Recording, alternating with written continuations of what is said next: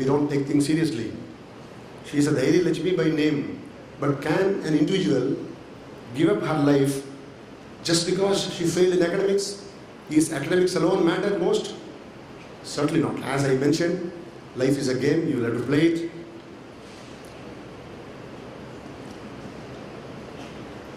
When you get into life, see, all that happened so far has been an illusion. It has been pleasant. But when you step into life, it will be all on your own. As I mentioned, you need to have certain objectives, goals, drawn specifically. What is it I am going to achieve in profession? What is it I am going to achieve personally? Now what this community, the engineering and technology community, has contributed to the world has been immense. Now if you just look at the human development, the evolution of civilizations over the past 3,000 years, you will see the year 1800 is a watershed. We are in 2012. The year 1800 is a watershed. You know why? See, until 1800, if you just look at the history, it was East that was at the helm of affairs. The Eastern countries were dominating the world. Let it be science and technology, let it be agricultural productivity, let it be trade and commerce, industry, or seafaring, ocean shipping. You name any field, East was dominating until 1800 in terms of productivity, standard of living.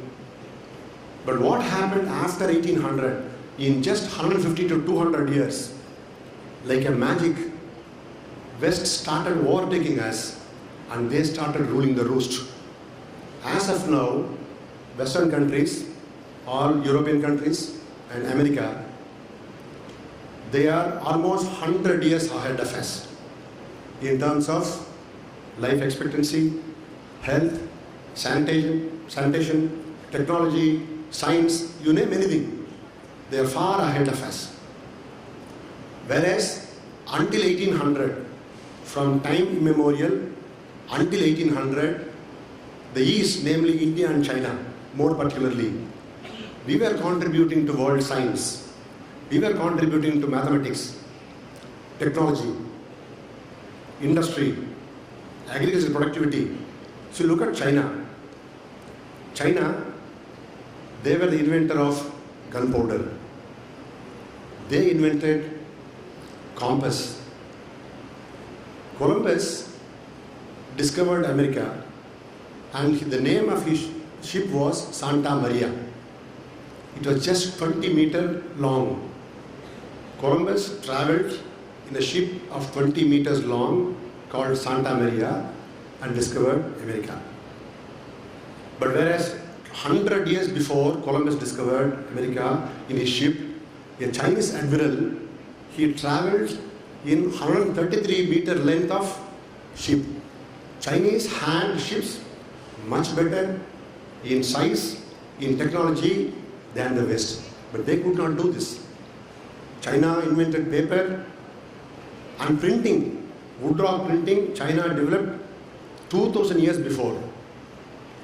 When China started printing money in paper, entire West, they were only writing in animal skin. So that is the type of Chinese. And agricultural productivity. China was the first country on record to demonstrate to the world how water could be harnessed. Rivers, check the dams, bridges, canals, they're all built by China. Look at India. Now the gravity, Newton found out gravitational force. Even 1,000 years before Newton mentioned gravity, our Vedic literature speaks about gravity. Now Copernicus, he said Earth is sphere and it revolves around on its own. 1,000 years before Copernicus mentioned about the Earth's character of sphere and revolving round, Aryabhatta, an astronomer from Kerala, 1,000 years before he has mentioned. And what was India's contribution to mathematics? This number system, saying 1, 2, counting 1 to 9, and then 0. You see, you can easily count 1 to 9. But how do you conceive the concept of 0? Unless you have extraordinarily high order of abstract thinking. In those ages, can anybody invent 0? It was India's contribution. India invented 1 to 9. It's all there on record. It's all well founded on record, and Western scientists have acknowledged this. India invented number system 1 to 9, 0, place value, and after 400 years it went to Arab world. From the Arab world it reached West, and now it is called Arab numerals. They are not Arab numerals. In fact, they were discovered by us. The concept of pi was developed by India. Cotton. We had beautifully luxurious cotton. That has been our strength. China's silk, China's porcelain. It is ornately glazed and translucent. Even today, China glazes the best clay. Now, in terms of science discoveries, Eastern countries were doing their best until 1800. Their standard of living was good.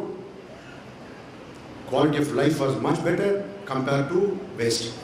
When our Rajaraja Chola and Pallava, when they were conquering countries like Java, Sumatra, this present Malaysia, Cambodia, etc., there was nobody in England.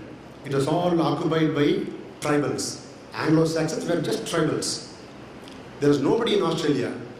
There was nobody in America. When we were ruling the roost, when we were the helm of affairs in every field, these Western countries had nothing. They were just tribals, not even tribals. They are all uninhabited wasteland. But in 150 years, from 1800 to 1950, some miracle happened that they have overtaken us. What is that miracle? Can it be religion? Can we say it is because of their religion? But if Christianity was instrumental, but we had equally two powerful religions. Arab, Islam was the most powerful religion. Hinduism. What about the statecraft? We had excellent kings in various fields. We had kingship, we had democracy. So every aspect which one can think of for the Western supremacy over Eastern countries, we can think of they are same. In fact, we were better. Then what is that contributed? It is definitely not science. It is definitely not scientific discoveries, because we had better discoveries earlier. But what happened was, these discoveries were converted into products and processes. There was good education, and most importantly, the engineering talent, the mechanical talent, the professionals. There were a large number of professionals in terms of engineers, mechanics, in other fields, especially in engineering and technology, who were able to capitalize these scientific discoveries and converted them into processes and products. When when innovative process came, when products were produced, factories, employment were generated, the income levels went up, consumption went up, quality of life automatically went up. So in just 150 years, of course, scientific discovery was important, but it was not alone. The critical aspect was engineering and technology. Therefore, when you set out to the community, one of the most important areas which you must focus is how do you apply your knowledge. See, there is a simple definition of education. What is education? Education is not knowing. Education is not willing. Knowing is not enough. Doing is necessary. Knowing is not enough. Doing is necessary. Willing is not enough. Action is necessary. Unless you act, unless you do, what good your knowledge and your wisdom is.